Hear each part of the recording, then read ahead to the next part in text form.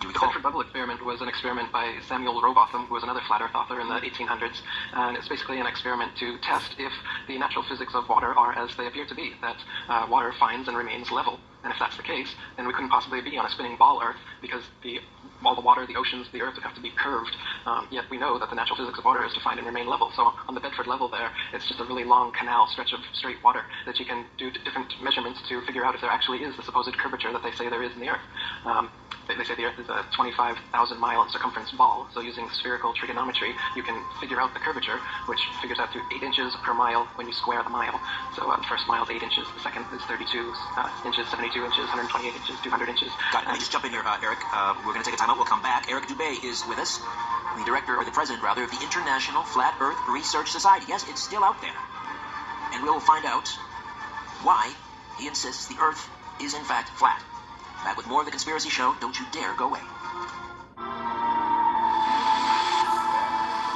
T-minus 15 seconds. Guidance return on the body temperature button. 11, 10, 9.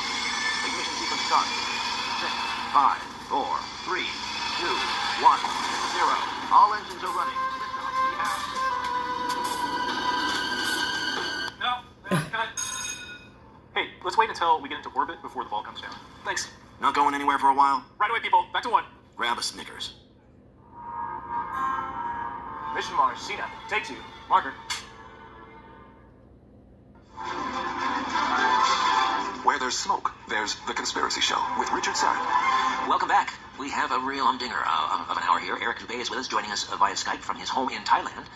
And he contends, insists, maintains most confidently that the Earth is flat. He is the president of the International Flat Earth Research Society.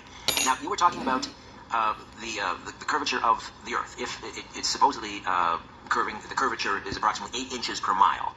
So if it was just 8 inches per mile, it would be a downward straight slope. So you have to use spherical trigonometry. So it's actually 8 inches per mile when you square the mile after that. So there's an exponential drop over time. And you're able to measure, for instance, the Bedford experiment you're talking about was over 6 miles. The Earth should drop 16 feet. So you should be able to measure that. And it's never been measured, whether using telescopes, binoculars, flags, lasers.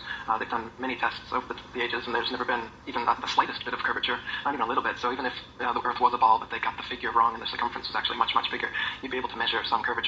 But there's never been any curvature measured whatsoever. All right, if the Earth is flat, we can't show people visuals, but give us a mental picture. What does this plate look like that we're all riding around on, or standing on, rather? It's stationary. Sure. What does it look like, this plate? The azimuthal equidistant projection map that the USGS actually uses is the flat Earth map.